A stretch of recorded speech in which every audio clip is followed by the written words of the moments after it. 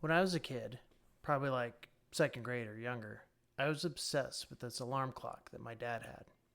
It looked like the emoji we now have for an alarm clock, except that it was sleek and black, had a round face and case. It was analog, and the hands and numbers were glow in the dark, that even in broad daylight seemed to have an eerie glow. It didn't have batteries. You had to wind it up by hand by turning a silver ring on the back. There was also this curved slide that could moderate how loud the alarm, real bells inside the casing, were. I loved to hear it tick and set off the alarm for a few minutes from whatever time it was and wait impatiently for it to go off. One day I got a hold of this alarm clock. Dad might have upgraded or something because it wasn't being used at the time. I must have had a screwdriver too because I completely disassembled it to look at all the gears and bells and learn how that volume slide worked. I didn't dig too much more into the machinery of the clock. The guts were pretty self-contained, and even I knew I didn't want to pull more of it apart. It didn't really matter though, because I couldn't get the thing back together. I think I hid it under my bed or in a toy box. No one ever came looking for it, so I didn't have to explain how I broke it. I'm Dan Bader, Communication Coordinator for the School District of South Milwaukee. Today we're talking about the district's new STEM program for elementary students. But in a bigger sense, we're talking about engaging curiosity in a hands-on way to look at something and learn how it works and why. Or better yet, to build something and figure out how to make it work. I'm excited to introduce you to our STEM teachers who are on an exploration of their own, building a new program from the ground up, fueled by the natural curiosity of our youngest students. Here's our conversation.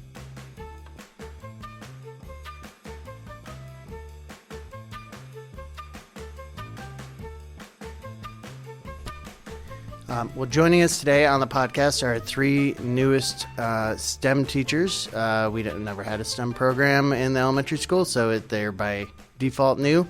Welcome to the podcast. Why don't you introduce yourselves? I am Jennifer Hayner, and I'm working at Lakeview Elementary and E.W. Luther Elementary. I'm Jolene Wazalewski, and I will be at Blakewood Elementary and E.W. Luther Elementary. And Katie Castleton at Rawson Elementary. Katie, why don't you start? Tell me what a STEM program means to you for the little ones. What are we going to be learning? Everything. STEM in the elementary setting is so exciting, and South Milwaukee is really the first district in this area to be piloting a program like this starting as young as kindergarten. Some of the things I'm excited for them to jump in is starting to learn some block coding and really be approaching that coding as a second language. So just like students are learning Spanish and French, we're going to be teaching them coding as another language. I'm excited for this program, and just what you see this year is not going to be what you see in years to come, because the program is going to continually be changing and evolving as technology and things in the world change. Jolene, what are your thoughts on that? What's your classroom going to look like, and what are they going to experience? I'm looking forward to having a very student-driven classroom, so they're going to drive the train kind of on what it is we explore and really dive deep into in STEM this year, things that they're passionate about. I'm really excited to spark the curiosity through all the grade levels. I know as kids get older, they aren't as inventive, or they maybe start to lose that self-confidence and creativity so much that like a kindergartner would have. So I'm really excited to work with the 3rd, 4th, 5th grade level and really get to what they're passionate about, because you often find that it's kids who maybe don't stand out in the classroom that could really get a chance to shine when they're in STEM class. And your thoughts? Yeah, I'm really excited for all of the pieces to come together and this to be a very integrated curriculum. I'm excited for students to be able to see how they can apply ELA and science and math and technology into one problem that is real world, that is hands-on. Being able to work as a team, problem solving together, seeing a project from the beginning brainstorming phase through the planning, creating, and then reflecting. debugging code, like Katie had said, using that language to really kind of go crazy with so many different ways that they can express themselves and work together as a team to kind of create really cool projects and masterpieces. So. Sure. We've thrown around this acronym STEM: science, technology, engineering, and math. But from a thinking out of a parent perspective, so I have a second grader at home. What math that a second grader is learning is going to be useful in a classroom, and do you coordinate with the second grade teachers to talk about what their capacity is, what they've learned so far, so that they could use it to solve a problem in one of your classrooms? Who wants to take that one? I mean, right away, I think of measurement. I think of patterns and sequencing, and kids needing to, when they're coding and they're wanting a character to move 15 pieces, they can use a ruler to determine that, for example. They're going to be looking at how they can design things that function, as an engineer, and, take into account addition, subtraction, how things are just going to relate sequentially to each other as they create and build. So I think ideally, yes, we definitely want to be working collaboratively with not only classroom teachers, but also possibly specialists at some point, adding in maybe that A into the STEM. And, the more collaboration, the better. We're starting off with science and aligning everything to the Amplify curriculum to begin with, and then we eventually want to tie in everything else. So. Sure. What in your background, I was thinking about, you were kindergarten teachers last year, right? First yeah. Grade, sorry. You were the kindergarten teacher. Okay, sorry. But your knowledge of classroom education must prepare you to be able to pull these students in and to be able to say, I know what a third grader is supposed to know. I know what a kindergartner is supposed to know. That must play a role in being able to do these new jobs in a great way. Can you maybe elaborate on that? Because I just had that thought myself, so I'm still kind of thinking through it. How does that work? How does your knowledge as prior educators in a classroom affect how you're going to do your jobs? Yeah. Katie here. Something that a lot of people that aren't in education, and sometimes in education, they hear the word like standards and the state standards or Common Core standards. And although they can feel frustrating when you're not sure how to unpack them, for us coming from a general ed classroom into a situation like this, we've worked with our state standards. And so regardless of what curriculum our district is using, we know what the standards are that are going to be taught and worked on proficiency in their classroom. So we, outside of, we're starting Wit and Wisdom for a literacy curriculum this year. Even though we're not masters of that curriculum, we're masters of the grade level standards. So we can look at what we want to achieve in the STEM class and be able to incorporate those grade level standards into what we're doing. I'm a little jealous, and I'm not even a classroom teacher, that you get to connect the dots a little more than maybe a general ed teacher might have to do, because they have to move to skill building, but you actually get to use those skills and connect them. How do you plan for something like that? Do you guys have like day one, like, hey, remember that you did measurements last year? I'm talking too much. Who would like to answer? Jolene here. So like any school year in the STEM lab, we'll be starting our year out with lots of growth mindset building, problem solving, and really teaching the kids what STEM class will be all about this year. But then in terms of planning, we do have a plan, but our plan is flexible in that we really want to go where the kids take us. So we're going to follow their lead and what sparks their interest in STEM class, and making sure we're really providing them with the skills they need to become critical thinkers, which is really going to help them across all grade levels in all disciplines. So on Friday next week, if you guys are successful, what does little Dan Bader come home and say about STEM class? What do you think? This is Jennifer. So we, first of all, want to use Seesaw as a platform to be able to show parents, to be able to allow little Dan to show his mom and dad, look at the video I just made of my, earthquake project or whatever it is.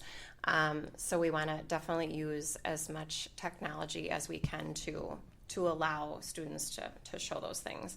But we also want them to not only talk about the physical building or car that they made, but also to, be able to explain why they made that car. What is the purpose behind it? What is the objective that they were trying to get out of that lesson? As far as, planning too, we know that each project could take several weeks for a class. We want them to go through all of those parts of the learning process. We want them to plan, to collaborate before they start creating and building, so they have an understanding of the science topic and vocabulary that they can then use along with the coding to create an end project. So to be able to tell their parents, when they have that final creation on week 2 or week 3, this is what led up to my end result, and this is maybe what failed initially and what I had to debug, what I had to tweak to get to this end product. And we also want to tie in some literature to be able to give them a starting off point of, this character struggled with, making a scooter for her dog, attachment.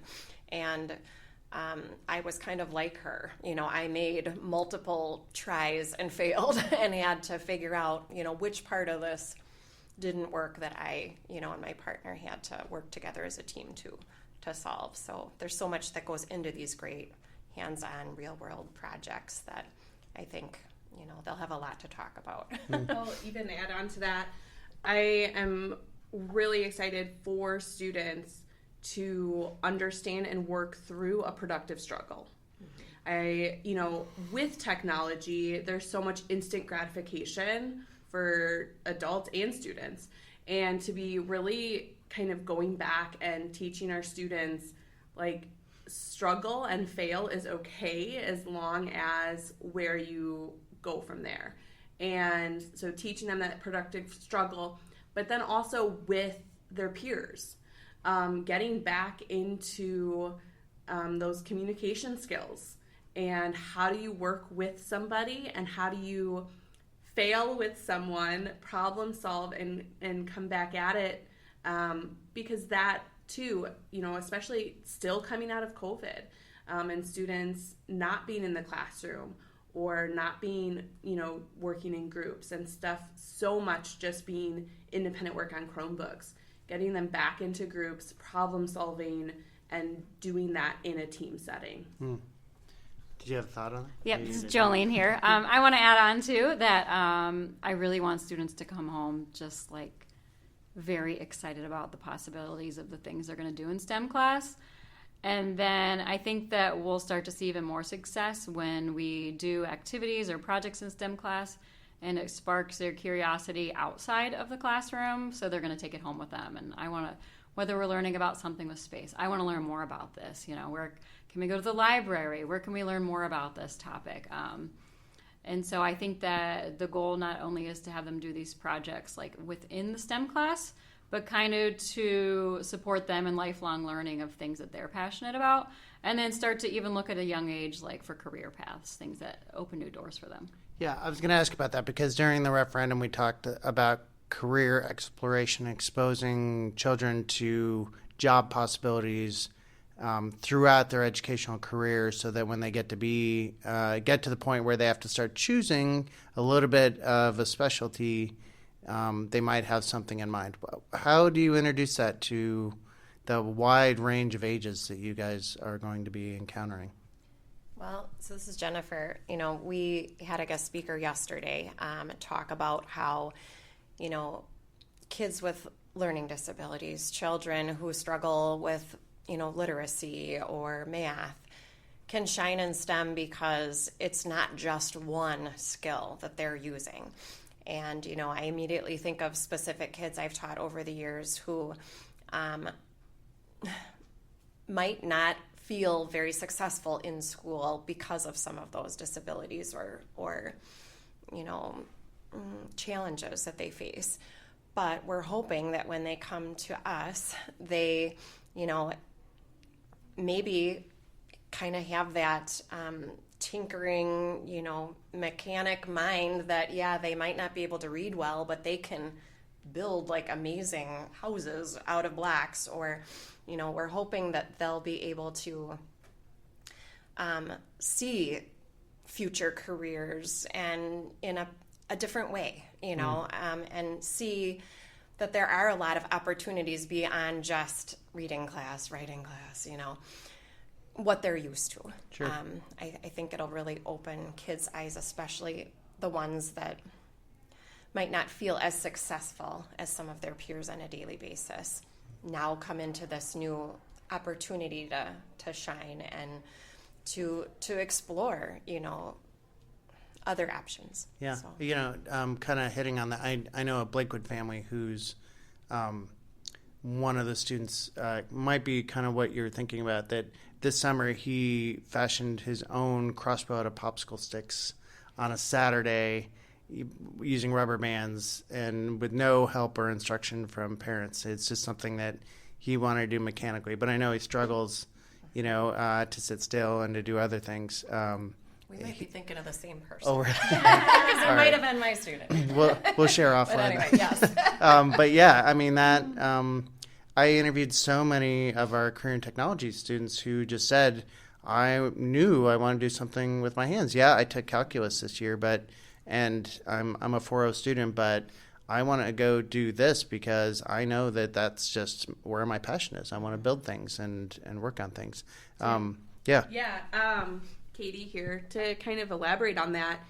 There's so many, when we look at some of our littles right now, kindergarten, first, second, third grade, the jobs that will exist for them when they are leaving high school or leaving college don't even exist yet. Like, we can't even imagine some of these careers that are going to exist. And so it can feel challenging to, how do we set our students up for success for a job that does not exist yet? And I think what we're doing by introducing STEM and technology and engineering at the youngest age, we are at least giving them that foundation so that when they are getting into high school and beyond, we are laying that foundation where they are going to be prepared to step into any situation, and they're not going to feel behind. In fact, being the first district in the area to be doing this, we are going to give our students an advantage when they are getting into those older grades. They will already have the foundation of engineering and how gears work and inputs and outputs and that foundation of coding. I guess kind of back to that question I had a minute ago, though. When you introduce students to careers, is it profiles of an engineer? Do you have engineers coming in the classroom? What are your thoughts on that? I mean, you're building this from scratch, so. This is Jolene here. This is a great time to advocate for any local businesses that would love to come in. Please reach out to us because that is one of our goals, especially local businesses in the South Milwaukee area, to come in and kind of talk to students about their careers and what they do that is STEM related. But also we have different varying things within the curriculum we're using this year that will explore various career paths for students that we're going to use with hands-on creations, and then be like, if this is something you're really passionate about and you really enjoyed this product, this project that we did, this is maybe the career path that you would be interested in when you're older, because this is something that if you were an architect, this is the kind of thing you would be working on day to day, those type of things. Yeah. Okay. And I just wanted to add too, not only community members, but family members, that have specific jobs, because wow, what a great way for a child to feel empowered and excited about this if they know, I have a family member, I have a cousin, I have a neighbor that, does some of this work, and I can relate to that because the more background knowledge we spark in a child, the more connections we can make to what their world is outside of the school, the more excited they'll be about. Yeah, and I wanted to thank you for making reference to my specific part of the strategic plan, community engagement. I am looking to get members of the community into our schools and our schools out into the community. What a great opportunity to do that. I also have a follow-up question. You are starting from scratch. What guidance did you find out in the world to start building your programs? Or are you inventing as you go? It's a combination of both. I will say that we have some really amazing people in our district that have already, given us some guidance and tools and ideas to help us get started. But I think as we go throughout this year, being able to have the flexibility to build and imagine what it will look like for years to come. So students will not be repeating activities, and even activities that we're doing this year, probably some of them won't be repeated next year as we continue to just build up what the program wants to look like. And like Jolene has said a few times, really let this be student driven. So looking at different themes or ideas that students are interested in, and seeing how we can align some projects that would match those grade level standards. We have also attended trainings, though, for the different curriculum we'll be using. And we attended a STEAM conference in Oshkosh, and we'll be in February attending another one. So, and possibly talking at it or teaching at it. So, in addition, we've been talking with other elementary STEM teachers nationwide. I know someone in Portland, for example, that we got on Zoom with and picked her brain for an hour as to, what could we improve starting off, which definitely helped us think through our planning of this first trimester. So Okay.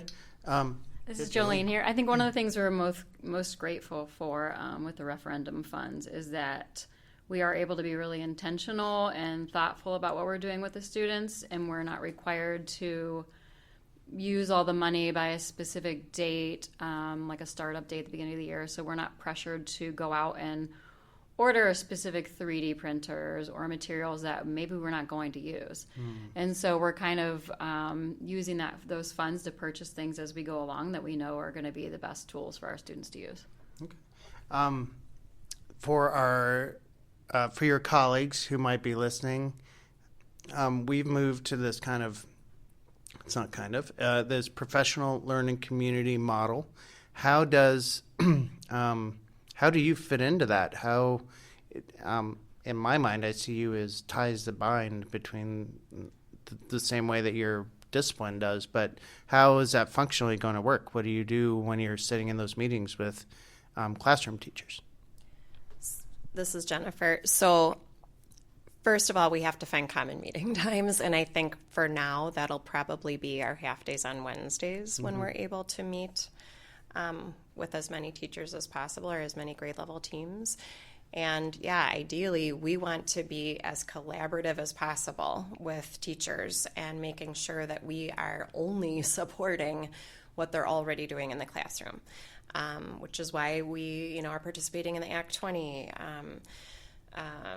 modules and making sure not only with math and science, but with all of the content that they're teaching, it's all going to be a part of STEM, whether it's in the acronym or not. They're going to be using creative art skills. They're going to be using, writing with reflections and reading with directions of the coding. And, it's all going to tie in, which is what makes this so exciting. This is Jolene here. I think we're also, the three of us professionals have a lot of experience being a part of a professional learning community. So we're not new going into that, and we are stepping all new out of the classroom into the specialist position. So we're very in the know of what it's like to be in the classroom, general classroom teacher's shoes, and making sure that we're really supporting them if there are things that they do with their students as they work through the new reading curriculum. If there are particular things that they found their students more passionate about or they would need more support with, and that's kind of where we come in, where we would do STEM projects around those particular themes that they're working through. Gotcha.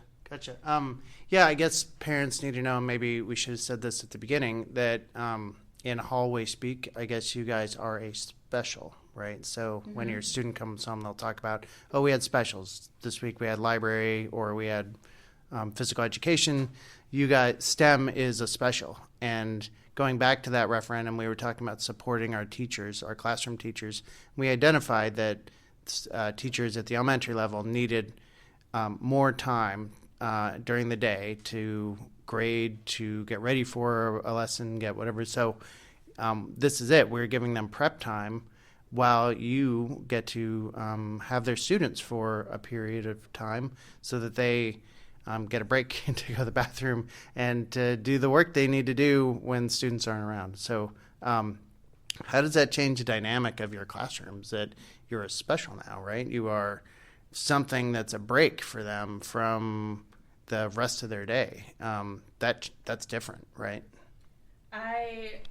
Katie here, love the idea now as a specialist that I get to connect with the entire student body. And that STEM gets to be that thing that connects me with the entire building. And coming out of the classroom, knowing that this is offering support for those teachers, elementary teachers, the planning across all content, meeting with teams, it's a lot. And I don't know that everyone realizes how much goes into specifically elementary planning when you are planning for all content areas. So knowing that we get to offer that support to them, and whether it be pre-teaching or reteaching concepts, and then also just being able to give them that extra time so that they can get done the things that they need to do. We're also hoping, this is Jennifer, that they'll be able to make a lot more connections both in both classrooms to the concepts we're teaching. So for example, if we're teaching a unit on magnets, and they had just learned that maybe in a different way with their regular ed class, they'll come into us then and say, oh my gosh, this connects to what we just did with so-and-so. They'll be able to make so many more ways of understanding in their brain this concept versus just one and done kind of thing with their science unit. And then on the reverse side, if we're the ones kind of starting teaching a specific concept, and then the teacher reinforces that later on in her science unit or math, they'll again make those connections. So we're hoping the background knowledge will just multiply in their brain and really solidify all of the concepts that they'll be using on a day-to-day basis, and they'll see how measurement you can use so many ways, not just measuring the fish in first grade and then they're done. They'll be able to apply everything. And that skill set, right, the practical skill set and having it stick is something that last year when I did the story about STEM, maybe it was 2 years ago, that the middle school STEM teacher found herself reteaching measuring, right, so that she could accomplish what she needed, and also found that collaboration you had mentioned. She was working on that because the high school was telling her that students couldn't work together, that they didn't have that skill when they got to the technology classes. So I guess the question I have is, how do you connect the dots from what you guys are doing to what's going to happen in elementary STEM or middle school STEM, and then when they start exploring the technology offerings that we have? Just being really intentional with everything we do. Figuring out where needs are in the classroom. So, we've even talked about looking at our state assessment. Are there standards that the classroom teachers are struggling to hit in math that we can at least expose students to. But with our group work and problem solving and all of that, just being so intentional about how we are approaching things and making sure that our students are getting what they need by us ourselves communicating with each other. This is Jolene. I'll add on to what Katie said and what you said about what the high school mentioned about kids struggling to work together or collaborate. So being really intentional, starting with that mindset in kindergarten of this is what collaboration looks like. It's okay to try and make mistakes. It's a safe zone for all of us, that we keep working to solve a problem and become really critical thinkers so that by the time they move on to even like middle school, they will already have those skill sets to be able to kind of take on anything in any class that they go to, not just STEM class, and kind of take it in stride and have that mindset of like, this is difficult, but I'm going to work through it, and I can figure it out and I can collaborate for support. Yeah, one of the things is learning to disagree and still keep moving forward on a project, right? I mean, I know that was a struggle at the middle school, and actually working that through all of our when we talk about social emotional learning, what we're talking about is productive work skills that you're going to use in your classroom or in your life when you leave. That, hey, I lost this one. My argument didn't follow through, but I'm not mad at my boss because I'll get a chance the next time. So I just hope our listeners grasp that that's what we're talking about when we're talking about whether it's the class in the middle school where we learn all the different ways to cope with our feelings, and digest them so that we can move on and not struggle with our friends. But then also a very practical STEM application is someone's going to be the leader in the team. Someone's going to make a decision that maybe I don't like, but I still have to contribute to that team and collaborate. What's that look like for a kindergartner, a third grader, and a fifth grader? Yeah, no, this is Jennifer. It's really exciting to me. I was just talking to my daughter about this last night, thinking about seeing in 5 years the kindergartners starting this year with us and where they'll be. We're hoping they will be collaboration rock stars. They're going to be so willing to take on projects without blinking an eye. I think they'll be able to create and not even think that they can't with that fixed mindset going in. They'll just know they can. And, thinking about my own children being in robotics for years and how they've grown and me watching them, over time take on different roles within that team and initially be nervous about it. I'm nervous about starting as a STEM teacher and having done this role before. But again, that's how we teach our students, by example. This might be tricky. I might say to my fifth graders, let's work together on solving this, and being just honest, from the get-go. We are all a team. We are all working together. And, I think this is very empowering to students, and that will really be evident as they advance throughout this program over the years. And we're hoping they'll go to middle school just ready without, blinking an eye that this is going to be a challenge. It'll just be new challenges I'll always be tackling because I'll be so used to it. Yeah, I was thinking that they are going to be able to do more in middle school and more in high school because you guys are going to be multipliers. You're going to rocket those basic skills through there so they don't have to stop and go back. They can just keep going forward. Because we're talking about our youngest in our society, what role does play have in a STEM classroom? This is Jolene here. So in the lower elementary level, play is a huge part of the STEM, especially when kids are creating things, designing things through play, coming up with problems on their own. One example would be last year in the kindergarten class I was teaching. The kids would work during the day and it would be kind of messy on the floor, and they decided to invent and create their own vacuum cleaners during playtime. So they had many different prototypes that they walked through, and it was very student driven. It was open ended. They were able to use all the STEM type toys within the classroom. So we have purchased some of that stuff for the STEM labs, and we'll purchase more as we see what students really are interested in using. And we'll create STEM challenges for them. And as they come to us with problems that they see either in their classroom or world, then we'll work together with them through play to kind of spark that interest in creating things and making prototypes and trying that out so that they continue with that.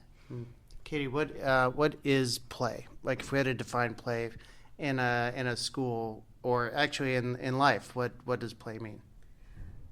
Play is the ability to be imaginative and creative without huge constraints or restriction.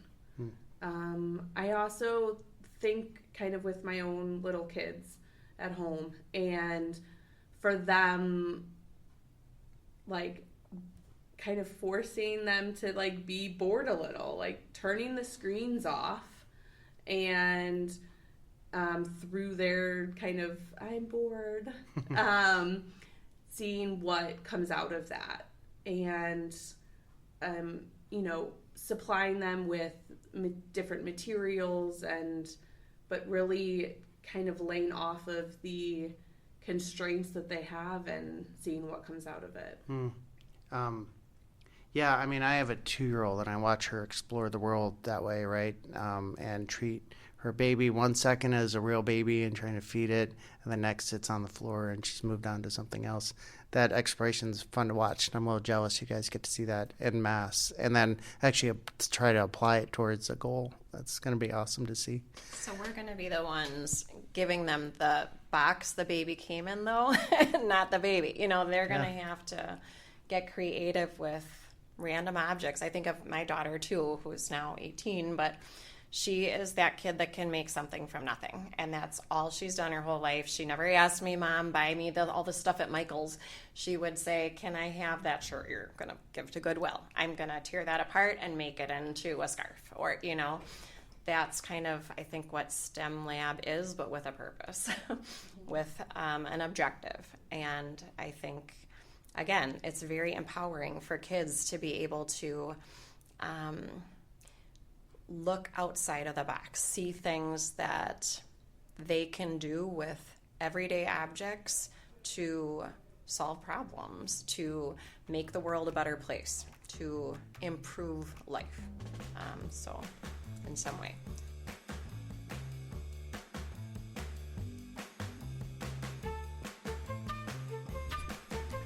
Here with us now to give us a little more global view about what the STEM program means for our schools and the community support of it in the referendum is Superintendent Deidre Raymer. Welcome. Thanks, Dan. I am beyond excited at what we're able to offer to our kids in this next year. We had a plan around our referendum, and at the same time, we were busy building our 5-year strategic plan for all of our students and our families and our community to know what are we working on in the school district of South Milwaukee with our students. So that plan was approved by our board in March, and the referendum was passed in April. So when you tie together our big global goals on our kids having the skills that employers are looking for, whether they choose to go to college or not, their communication and collaboration and problem solving and personal responsibility and showing up on time and doing the things that they're asked to do. And so those are skills we want to embed through science, math, reading, English, everything else we teach in schools, as well as those content area standards that we need students to get at. And so part of that work is also making sure that students understand from really young ages, what do they want to be when they grow up? And we ask little kids that all the time, but then we don't tie some of that to what we're actually doing in schools. So STEM is one way to do that. And then over the next couple of years, we're hoping to add in additional ways to do that just to give elementary students that exposure. If you really like to code and do these blockchains and all these other things that you're learning to explore on that are totally aligned to the science standards in that elementary STEM program, if you really enjoy that, these are some jobs that are out there that you might want to explore. And then it'll help students choose courses at our middle school, choose courses at our high school, so that they leave us knowing what they want to do, and lots of times leave us at least ruling out a bunch of things they learned they don't like to do. because maybe they won't like some of those things. And then I'm not going to pursue some of those other opportunities through middle and high school as I get older. So that really was the big idea. And we always want to look out for our teachers as well. And we knew we needed to find a way to get elementary teachers some more prep time. So to do that in a way that actually provides a cool opportunity for students and has this other benefit to it, it seemed like a win-win. Thank you. I was going to ask about that. When we talked about the referendum last year and had that conversation, we talked about safe, supported, and successful. And this kind of falls in a couple of those buckets. Can you maybe just draw that out? How did that happen? Sure. Yeah. Safe, as we know, is about like safety measures, but that includes the psychological safety too, mental health supports and things like that we offer in our schools. We've been doing some of that work for many years here, and so we'll continue that work and continue to expand on it as we can. And then there was physical safety things like traffic studies and cameras and door locks and things like that, working on all of that at the same time. That supported and successful piece was really that exposure to as many opportunities as possible in their time in high school. We have so many students who get an industry certification before they graduate from our high school or already have under their belt 5, 10, 18 college credits before they leave us. But not all of our students even know to access all of those programs, and not all of our families do. So this is a way that we can be more strategic and aligned and communicate with our families around all those opportunities so that, again, we can have our kids taking advantage of all the things we do here in the school district of South Milwaukee that we do well. But it's also about supported, which means we want to recruit and retain the highest quality teachers. So we were able to make some adjustments to our salary schedule to have us be more competitive in the area with some of those referendum dollars. And the STEM programming also added some prep time, some additional preparation time for our elementary teachers who don't have a ton at the present moment. They don't get nearly as much as middle school and high school. And they teach all the subjects at elementary. So part of that being supportive is having salaries that are competitive in our area and work conditions that also are at or above what other districts are offering.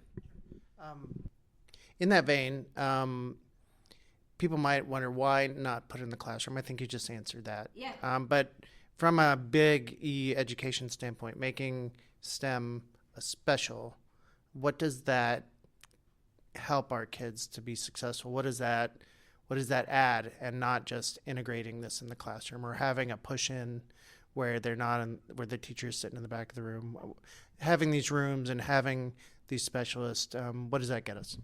It gets us a whole lot of things. One of the things it got us was 3 classroom teachers who are super passionate about getting to teach this subject to every single grade level. And when you do a push-in model and you have one teacher in a building, you're not going to ever get to all of the students. And so part of it was that, right? And part of it is that we have been working on a lot of technology integration with our technology team. We have a coach around that works with our elementaries and our middle schools who's amazing and fantastic and has tons of skills in that area. But that person can't get to every single teacher in each one of our spaces. So the idea of adding it as a special allows us to make sure every single student gets that same exposure to those concepts of science, technology, engineering, and math. They're learning problem solving. They're learning how to communicate. They're learning how to collaborate and get along with others and work in a group. They're also learning coding and engineering principles and all of those pieces of that work that's also exploratory for jobs and futures and things that kids might be passionate about as well. So it really does just let us touch on every single student that we get to get our hands on in the course of the week. Well, thank you for joining us, and thanks for laying that out. I'm really excited to see what happens this year with those teachers, and I know I've encouraged them to send me stuff that we can put out on our social media and on our referendum tracker, so thanks again.